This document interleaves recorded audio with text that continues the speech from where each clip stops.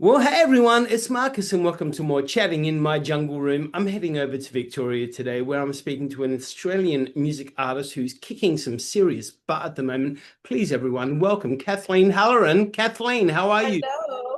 Thanks for having me in the jungle. Oh, my pleasure. You are welcome in my jungle anytime, my darling. It's my little oasis, my little indoor jungle. I Hey, wish I could I just caught up. transport myself there. I just caught up with you a couple of weeks ago, in Adelaide at the Ed Castle, opening for the Pierce Brothers show, which was Moonrise album. Amazing night of music. I mean, your set was just like killer, amazing stuff. I mean, seeing you live is exceptional. I have seen you live before. I saw you a good couple of times now. Before a couple of weeks ago, it was with the Australian Made Tour, Kate Sobrano, of course. But to see you in an intimate situation like we had at Ed Castle changed everything for me. Phenomenal. Oh So wow, I just want to say that. Enough about me talking. I want to say congratulations on Wolves Like You that has just come out. Wolves Like thank you. single. Tell us about that. What was the inspiration? Well, this is a song I've been sitting on it for a little while, and I actually wrote it with Dusty Lee Stevenson, who's Adelaide Adelaide. based and very loved in Adelaide. We wrote it one night, late one night after we were working on a show together, and we had this writing session after our rehearsal had finished, and we went well into the evening and came out with Wolves. And the inspiration for this track is I wanted to write something um, as obviously a female lead guitarist. There's not many of us, and this is kind of my first statement piece on the fact, the obvious fact that I'm a, a woman in music, and it's something that is often, it's the first thing people want to talk about with me, whether, when I get off stage, and always well meaning from audiences. They're just blown away to see a woman play guitar, which I totally get. Um, but for the longest time, I sort of started to subconsciously kind of resent the idea that I was defined by gender. And even though, you know, I get it, and but in the last couple of probably the last year or so, it's kind of really shifted in me. Now I just feel like, you know what, I understand you want to talk about it because it's rare and you don't see it very often. And I'm actually really proud to be uh, one of the few out there. But in saying that, it's changing. Like I've got so many students who are young women who are gonna, there's gonna be so much change. But anyway, so it's sort of my piece. It's a song for celebration of the fellow women that I admire in the industry, and the defiance and the resilience that they have to do what they do. Uh, you know, I've had a very lucky run for the most part. Occasionally, though, I can't deny that it can seem like you're there for other reasons other than music. And I've always been someone who's just always just been in it for the music, and I've just wanted to, like I said, it sort of frustrates me, and I sort of don't understand it when people bring other things in that aren't music. Um, but I'm not the only woman who has felt over the years that you're there for novelty, or because you look a certain way, or all of that stuff. So it sort of touches on all of that, but really wanted to make a song that was triumphant and positive, and and not, I wanted to celebrate Mm. that what women, the strength of the women in the industry. And it's a song that's just like, yeah, whatever, I'm here, I just want to play music. And it is a great song. It's a terrific song, and to see you play it live is just phenomenal as well. But hey, do you find, I mean, touching on the whole, the female guitarist kind of vibe, do you find that that's probably something that really led you into being a singer as well? Adding more strings to your bow, that I'm not just this, I'm that as well. I'm all of these things. The singing thing came very late, almost just coming out of COVID. I started singing and started expressing myself with being a songwriter and writing my own songs and leading my own band. But before COVID, I never ever imagined that I would do anything like this. I was extremely, extremely shy as a young as a teen and a young adult finding my way through the industry. And my aspirations were always centered around the guitar and just being the best player as I could. And all my goals were like, oh, I'd love to work with this person, or I'd love to play at this venue, or I'd love, work in this setting. It was never about what I'm doing now, which is quite, it blows me away. Like, I honestly, 5 years ago would never have imagined that I'm doing this, but life just leads you in different directions. And now I'm so glad that I went down this path, because I can't believe it took me so long to finally have the courage to go out on my own. But I'm loving it, and I'm learning that you can do both. Mm. Um, you can have it all, and yeah, I just feel so happy at the moment with where everything's at, and that I'm allowed to do this. Before you go on stage, whether it be, with the Pierce brothers or with Kate Sobrano or whether it be solo, whatever, is there a certain comfortability that comes along with it now, or are there still nerves before a show?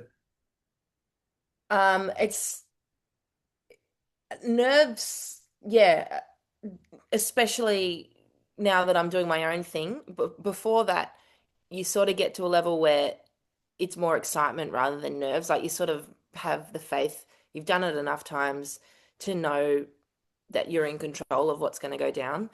But it's a whole other thing now that I'm sort of putting my heart on the line every night. It's more complicated than just doing a good job. It's like you you're giving a part of you in a way that is never like that before. So yeah, I feel everything before I go on stage.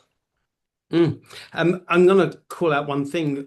Obviously, the Pierce Brothers show that I saw you at, when you came on stage with them, and the three of you worked together on stage, that was just electric. What a track that was. Amazing. That Um, was the first time we'd done that, and it was totally impromptu. Like, they bought the guitar, they have a wireless system. They yeah. came and found me in the crowd, and I was like, let's go, let's bloody go. I would, like I said, I mean, sometimes it's those intimate nights that just kick that punch like big time. Oh, It was amazing, phenomenal. I love it. So, Wolves Like You is out now on May the 8th, which is not very far away, just over a month away. Nobody's Baby is out. Is that all put to bed now? Have you recorded it? Is it just like waiting to be released now? I have. It's gone to the vinyl's been sent to pressing. CDs are all ready to go. Yeah, it's just waiting, counting down the days like an obsessive freak every day. How excited are you? I'm so excited. Like I said, it's every part of me in this record. It literally feels like a child, that I'm really proud of. And I'm so proud and grateful for the team I've had around me for this whole process. It's an absolute team effort, this record, and I can't wait to have it out and finally and get on the road. And yeah, it's a very special time for me. Now, before May the 8th, is there going to be another single released, or are you going to hold it all now until the album comes out? Yeah, so the title track, Nobody's Baby, will come out Yep. um soon, just before the album, and then the album will come out. Yeah. Oh, tremendous. And then, so the album comes out on May the 8th. Literally, May the 9th, you start the Australian tour. There's no I know, I rest for you, honey. couldn't Um, hold it back. I was just dying to go. Let's keep it going, keep the momentum. So Saturday, May Yeah. the 9th, the tour starts in ACT. Then it goes through New South Wales, WA, Queensland, hits Adelaide, which is what I'm excited about, the Wheat Sheaf Hotel on Thursday, May the 28th, and then continues on to Victoria, Victoria, Victoria, Victoria, Victoria. Oh, lots of dates in Victoria, wrapping up Yeah. Saturday, June the 6th at the Oak and Anchor Hotel, Port Fairy, Victoria. That's a lot of dates with your own solo work. Are you ready for it? I hope so. I've had You better been be. waiting for it for so long, so I better be ready. Are we going to But hear the whole album? yeah, you Yeah, will. perfect. Yeah. And in Adelaide, I've got Dusty, of course, Dusty involved, but he's also going to be opening the night as Yep. well with his Dustin project. So really excited for that one. That's funny. I was just going to say that. That was my next question for you. So now, performing as the solo artist on stage, how do you go about choosing the support acts, the opening acts for your show? Is it, hooking up with mates or, what's the situation? How does it work for you? Again, because it's such a family personal thing, a lot of them are just naturally like of Dusty, of course. Just, because you just want to go with the people who have been part of it or just naturally fit. Got Loretta Miller in Melbourne, who I've wanted to from Jazz Party. I don't know if you're familiar Yeah. with her work, but we've been trying to align something forever, marked our schedules, and then perfectly finally aligns for this one, for the album launch. So yeah, it's Julian Moss as well in Sydney. So it's all people that have got a connection and have part of the extended family. Other artists in the industry at the moment, who is someone that you're really admiring? Who I'm admiring, I have to say, the top of my list is the Pierce brothers.